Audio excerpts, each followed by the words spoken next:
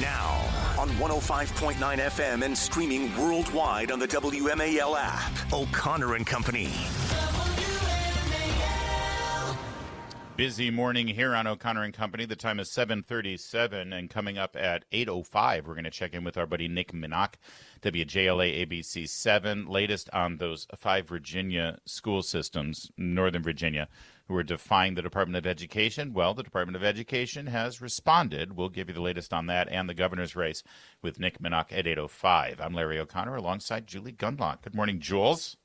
Good morning.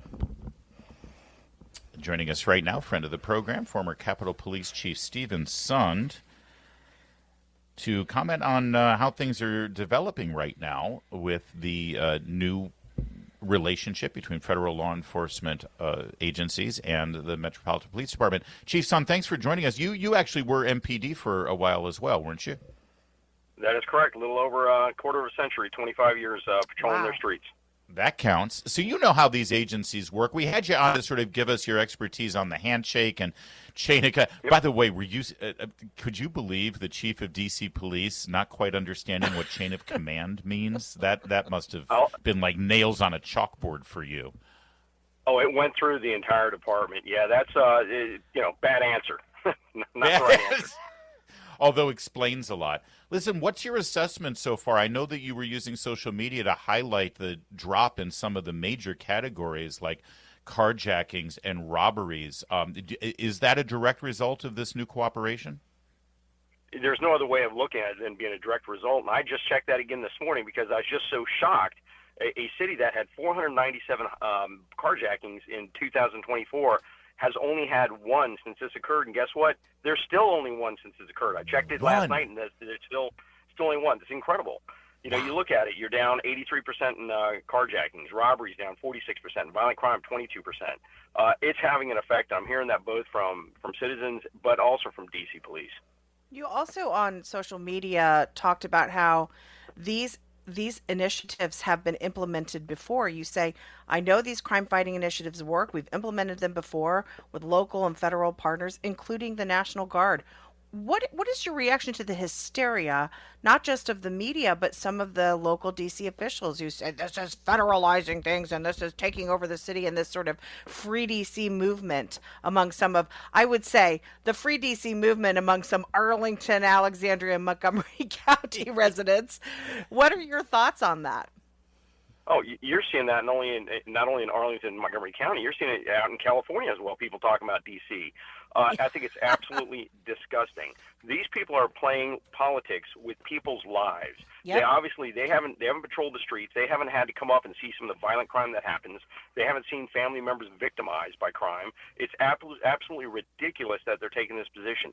These things work. People want to see safety. People want to see security. You're hearing about it. You're hearing people east of the river saying, hey, we want to see more police. And they're going to see more police because they want to live in safety. Like these people that are probably complaining live in far more safe areas.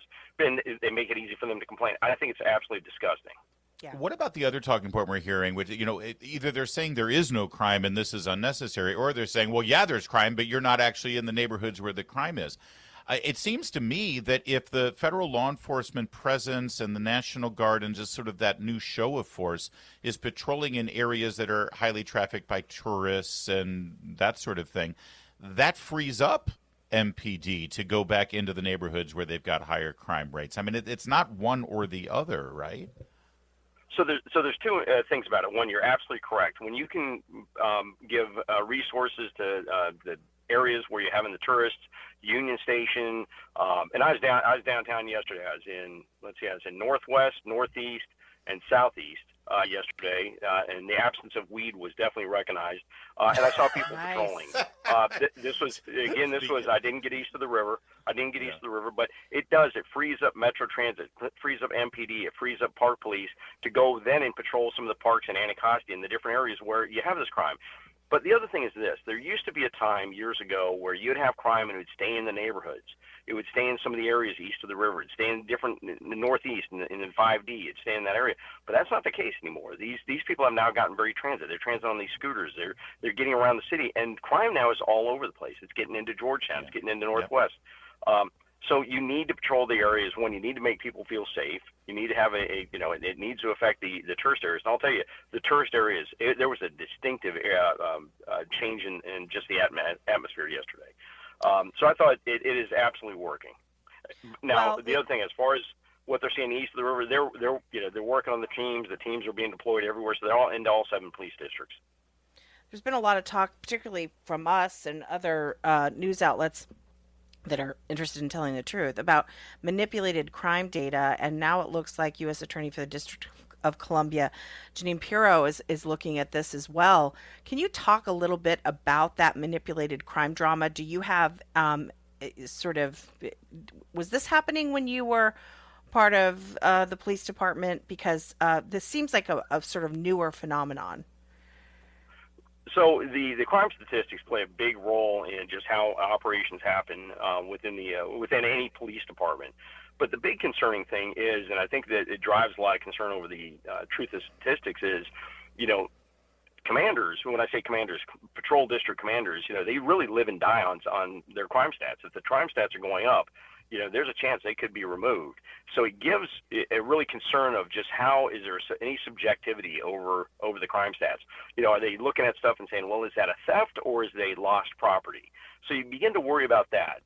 It should be, I think, more clean cut. When you look at the Part 1 crimes, the rapes, the homicides, things like that, those are easy. It's the thefts, the break-ins of cars that then begin a little bit more subjective. So I think there just needs to be a little bit more visibility on that. I've heard about what's going on in Washington, D.C. With the current investigation, and I always think there's going to be more to the story. When you look into that maybe there's some bad blood going on. I don't know. I'm waiting to hear what that investigation brings forth, because I think you need to be very specific, very accurate with these statistics. If people don't trust what they say, liars use statistics and statistics lie. When people don't trust your statistics, they begin not to trust your department. So I hope it comes out that it's been truthful above board. But again, I just think my concern is there's just too much subjectivity to these things. Chief Son, stay with us because I want to ask about the immigration aspect of this, and I think people might be surprised at how many illegal immigrants have been picked up in this sweep here in the nation's capital. Apparently, we're a border town. So we'll continue with Chief Sund in just a moment at 7:43.